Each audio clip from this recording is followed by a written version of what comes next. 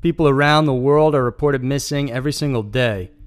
And sometimes it's not just a single person, but an entire group or even town. The next 5 stories will leave you wondering how so many people could vanish without a trace. These are the 5 most mysterious and strange mass disappearances. Number 5. USS Cyclops. The USS Cyclops was a 522-foot ship first launched into service on November 7, 1910. It served the Army prior to and during World War I, acting as an aid and convoy for fuel as well as refugees. After the war, the ship became a transporter of various supplies, and on January 9, 1918, it sailed to Rio to unload coal. After that, it was loaded with over 10,000 tons of manganese ore to be used for manufacturing munitions. Aside from the cargo, it also accepted 73 local sailors, including the American Consulate General of Rio. Before leaving port, Captain George Worley submitted a report stating that the starboard engine was non-functioning because of a cracked cylinder, so the ship was only going to use one engine. This was confirmed by a survey crew, and then the ship headed back to the U.S. The Cyclops left Rio on February 16th with 309 people on board plus cargo and was bound for Baltimore, but it made an unscheduled stop in Barbados. Some say this was because the water level showed it was above the Plimsoll line, suggesting it might be overloaded, while others say the captain insisted on the stop for refueling and adding supplies even though it wasn't necessary. On March 4th, the Cyclops set sail from Barbados, due to arrive in the U.S. on March 10th, but she never made it.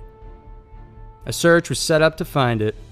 No distress signal was ever sent out, and there was also no reply from the hundreds of radio communications sent out to them. Every naval ship cruising Cuba and Puerto Rico was told to keep a lookout for any debris or indication that the Cyclops might have fallen, but nothing was ever spotted. So what happened to the USS Cyclops?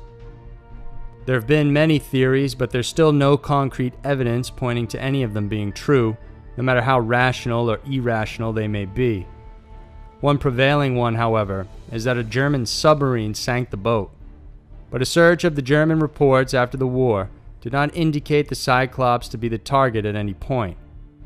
Another theory points to the eccentric and hated German sympathizer Captain Worley. Apparently, he was a sadistic man that terrorized his crew, and so it's possible he sabotaged his own ship. Another belief is that the Cyclops suffered structural problems and likely broke in two when it hit a large wave or an unforeseen storm. But then again, perhaps it had more to do with the fact that it was sailing through the Bermuda Triangle. This is a place where a number of aircraft and ships are said to have disappeared under mysterious circumstances. The USS Cyclops was officially declared lost on June 1st, 1918, and no one on board was ever heard from or seen again. Number 4. The Lost Colony of Roanoke. One of the most enduring mysteries of lost communities is the story of Roanoke. Englishman John White brought more than 100 men, women, and children to Roanoke Island in North Carolina in 1587. It was one of the first attempts of the English to establish a proper colony in the New World. Sir Walter Raleigh dispatched White after his initial group of the colonies didn't succeed. The idea was for them to be dropped off in the Chesapeake Bay and establish a colony there, but en route they stopped by Roanoke to check on the remaining 15 men who were left to maintain English presence. However, no one was there. At this same time, the master pilot of the voyage, Simon Fernandez, insisted the colonists stay at Roanoke. White and his group rebuilt the original outpost, but eventually supplies began dwindling. Now in a dire situation, the colonists urged White to go back to England and ask for assistance. Even though he didn't want to, he eventually set sail and left behind 115 colonists, including his own wife, daughter, her husband, and their baby girl. After some setbacks, he was finally able to secure supplies and a crew, and White finally made it back to the island on August 18, 1590, the same day his granddaughter would have turned 3. But when they got there, not a single person was around. Not only that, but every structure was taken apart carefully, and nothing looked like it was destroyed forcefully. Before White left, he instructed the colonists to carve out a Maltese cross in case they were forced out or their absence was the result of force. However, no such sign was in the area. All 115 residents he left behind in Roanoke mysteriously disappeared. The only thing they left behind was an etched word on a tree post that read, Croatoan. The letters CRO were again carved in another tree. Croatoan was once the name of what is now called Hatteras Island. It was also the name of a local Indian tribe that was friendly toward the colonists during their initial settlement. However, White wasn't able to find out if indeed the settlers had stayed with the Croatoans. With bad weather and a reluctant crew, White and the others sailed towards England the next day, and most of them, including White himself, would never set foot in the New World again. Even to today, no one knows what happened to those colonists. The strongest theory is that they assimilated with the other local Croatoans, or perhaps another local tribe. Others say they may have been massacred, but no bodies or archaeological evidence has ever been found to support that notion, and so nobody really has any idea what happened to the colony of Roanoke. Number 3. Village of Kuldara. Located 10 miles off the western portion of Jaisalmer City lay the small community of villages called Kuldara. When it was first established in 1291, there were 85 smaller villages within Kuldara. Praised for being expert businessmen, the village became a prosperous community. The villagers had learned how to cultivate water-intensive crops like wheat, despite being in an arid region. Their ingenuity is also showcased in the village itself, as it consisted of unique grid-like streets, areas for parking the carts, and even two-story homes. Underground structures and temples were also created. It's estimated that more than 1,000 people once lived in the village during the 17th and 18th century, before they all suddenly vanished. Over 200 years ago, the villagers there were supposed to pay taxes levied by the cruel taxmonger, Salim Singh. Salim was the state minister, and when he visited, he spotted the daughter of the chieftain and wanted to marry her. He threatened the village people that if they didn't hand over the girl, he would forcibly levy higher taxes on them. They obviously weren't happy with the situation and gathered a meeting to decide what to do, and agreed not to give the girl up. The next morning, the entire village of over 1,000 people were gone. No one saw them leaving or could say where they went, and today it's believed that the town is haunted. The ruins still lay standing and deserted. The government has attempted to transform it into a tourist destination, even rebuilding structures to their former glory. But those who have visited Kuldara say there's an eerie and ominous feeling in the area. Paranormal experts who braved the night say they experienced unusual activity. Haunting voices can be heard, and hand imprints from a child's hand have even been seen on cars. Regardless of whether these hauntings are true or not, the real mystery is how more than 1,000 people left the village without a trace, and no one knows where they went. Number 2. The crew of the MV Joyita. On October 3, 1955, the MV Joyita, a merchant vessel, set sail from the port of Samoa, bound for the Tokelau Islands located 270 miles away.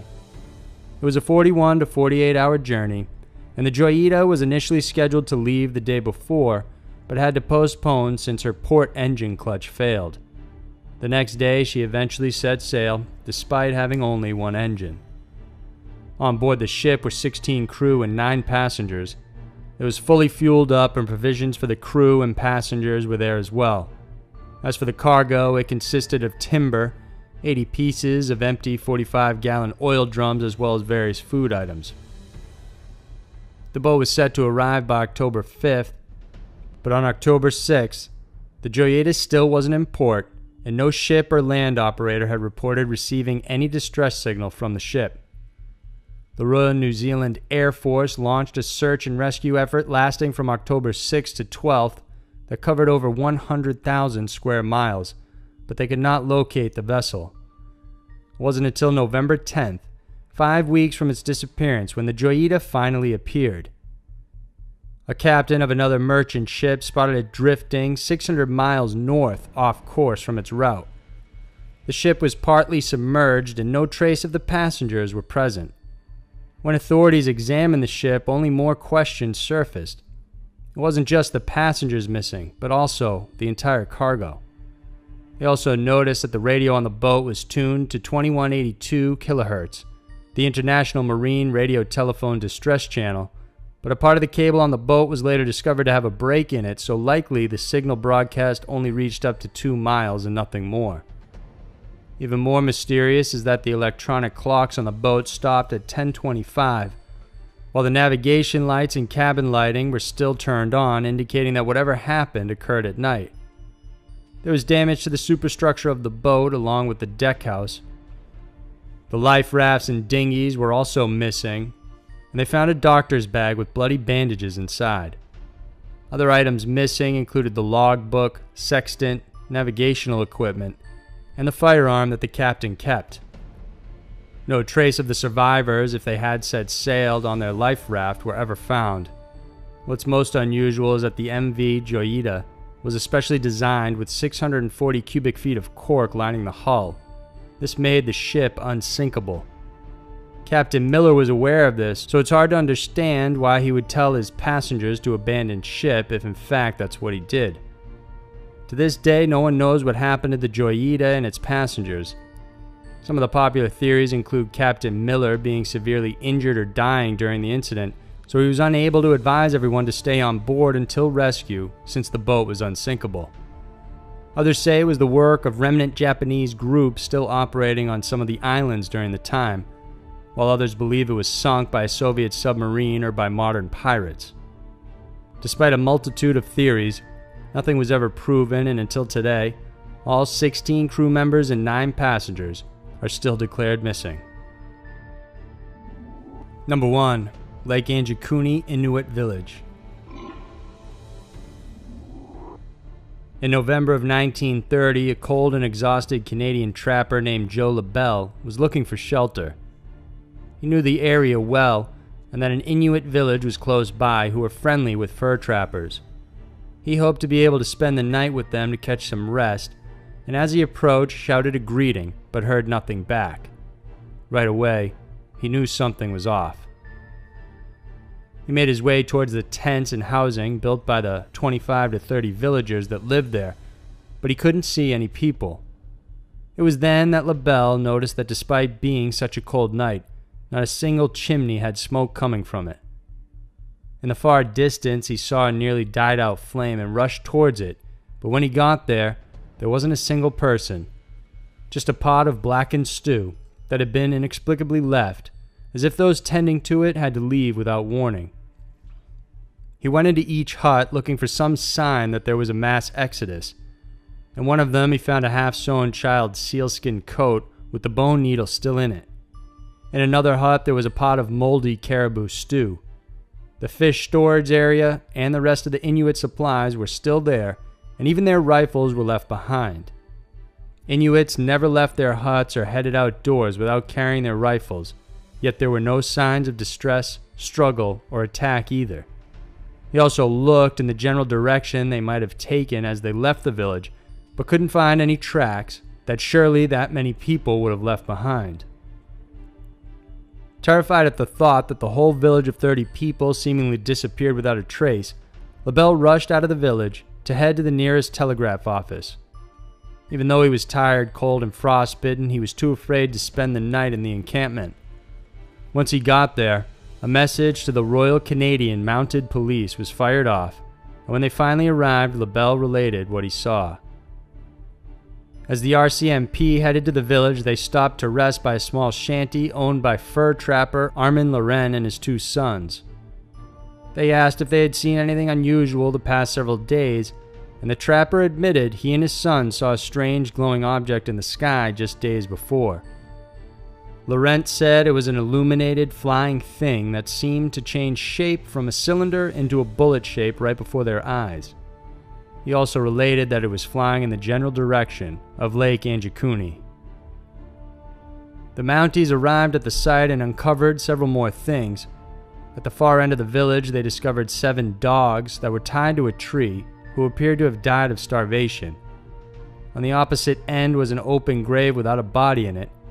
It's deeply taboo to desecrate a corpse in the Inuit tradition, so this was a very strange find. On top of that, the gravestones were piled neatly into 2 sections, so it was impossible for it to have been done by animals. The Mounties concluded the village was abandoned for more than 2 months based on some berries found in a cooking pot. However, a lot of people doubt this because of the flame that LaBelle found. No one knows what happened to those 30 villagers. They seem to have mysteriously vanished in just one night and left all their belongings and their homes in a hurry. So those were the 5 most mysterious and strange mass disappearances. The idea of a mass group of people disappearing without a trace is baffling and unnerving. It simply leaves too many questions unanswered and will always make people wonder what really happened. If you like this video, then please remember to subscribe to our channel because every week we'll bring out a new Scary Mysteries video for you to check out. Thanks for watching, and I'll see you next week.